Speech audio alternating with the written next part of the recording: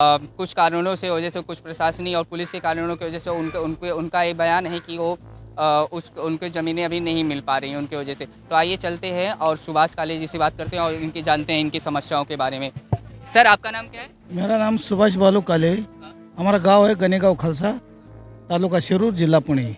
तो सर आप यहाँ पर किस लिए बैठे हैं, क्या मुद्दा है आपका? मेरा मुद्दा तो ये है कि गनेगांव खालसा या वहाँ पे हमको सरकार ने तो ज़मीन दी, लेकिन उसके पे 7/12 नून नहीं और फेरफार नून नहीं हुआ।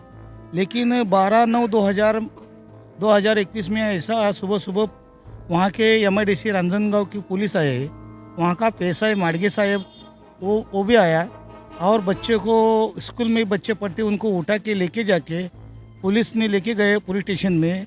उनको वहाँ पर बहुत पीटा गया, मारा गया, पेट्रोल डाल के मारा, वहाँ पे करंट दे के मारा और झूठे झूठे उनके ऊपर आरोप लगा के उनको जेल में डाल दिया गया। ये किस लिए किया गया है? क्योंकि वहाँ पे जो ज़मीन हमको सरकार ने दी है, वो ज़मीन में कुछ राजकारणी लोग वो पहले बोलते थे कि ये ज़मीन में हमको एग्रीमेंट करके दो, हम ऐसे करेंगे, दुड्डेरिया डालेंगे, कंपनियां डालेंगे। तो हम बोले हमको शासन ने ज़मीन दिया है खेती के लिए, हम तो नहीं दे सकते।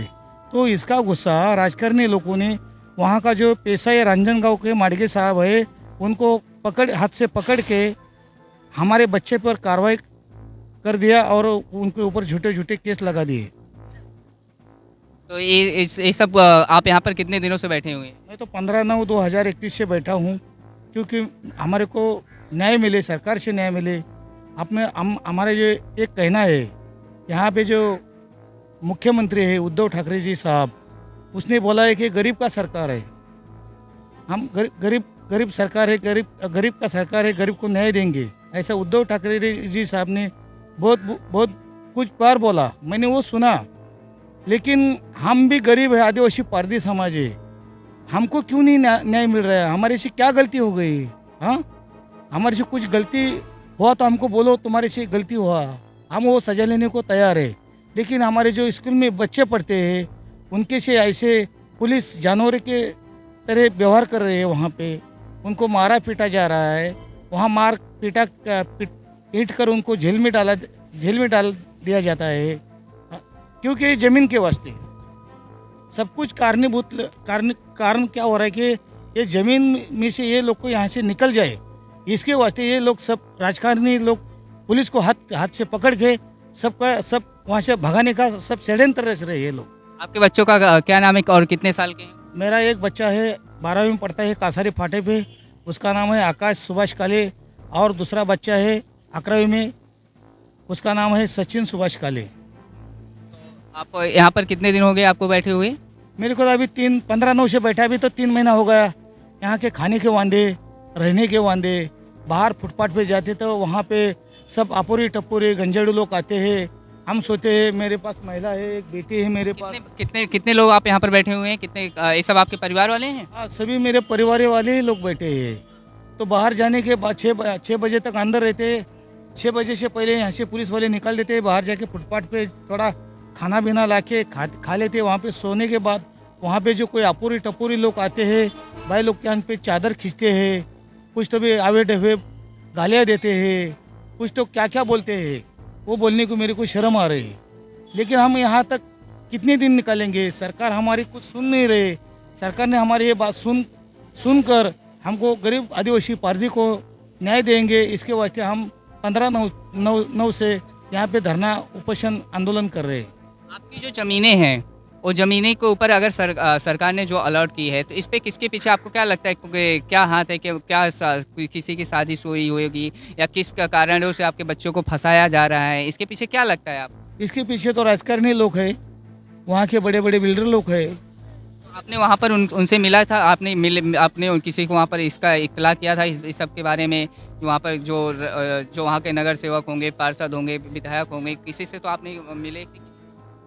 वहाँ पे तो कोई नहीं अपना, सरकार से कोई नहीं अपना।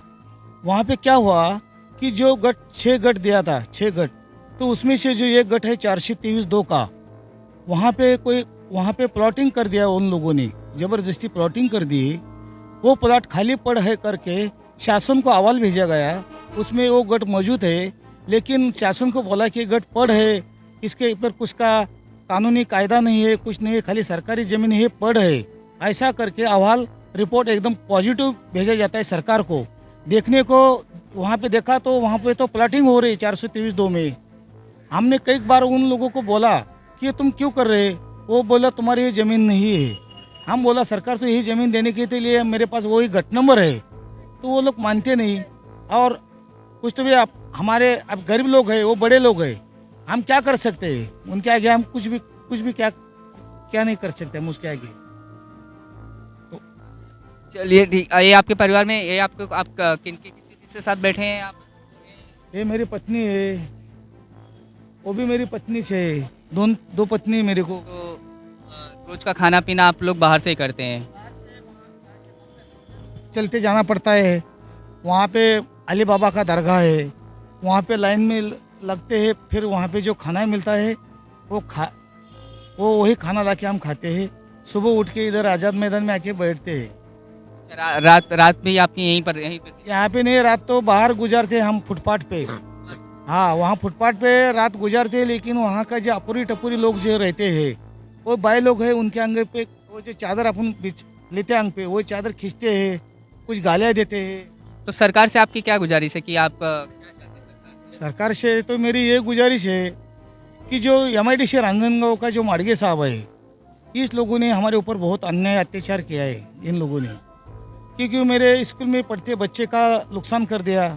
दूसरी बात यह है कि जो सरकार जो ज़मीन दे रही है हमको, वो पक्का अलॉट करके 7/12 पे नाम नहीं लगा रही और उसका ताबा नहीं दे रही है। तो सरकार को ये रिक्वेस्ट है कि जो ज़मीन जो दे रहे हैं वो पक्का करके दिए, एक। और दूसरा जो मेरी बात है कि जो मेरे बच्चे अभी जो डाला गया अंदर, उनके भी झूठा इल्ज़ाम लगा दिया है।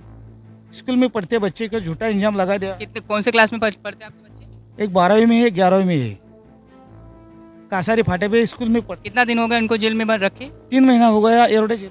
आपके पास इनका जो पुलिस ने आपको कुछ दिखाया, इसका FIR कॉपी कुछ तो दिखाया कि जो झूठे आरोप इन पे आप बोल रहे हैं, बोल रहे हैं कि इनके झूठे आरोप लगाए गए हैं, इसका कोई सबूत आपको दिखाया पुलिस ने? मेरे पास से उनका चार्जशीट है, उनका सब रिपोर्ट है, उनका सेशन में इधर शिवाजीनगर सेशन में 9 केस चल गया, उनका सब FIR कॉपी है मेरे पास। बारामती का जो सेशन कोर्ट है वहाँ का FIR कॉपी मेरे पास है, सब डॉक्यूमेंट्स वहाँ के मेरे पास है।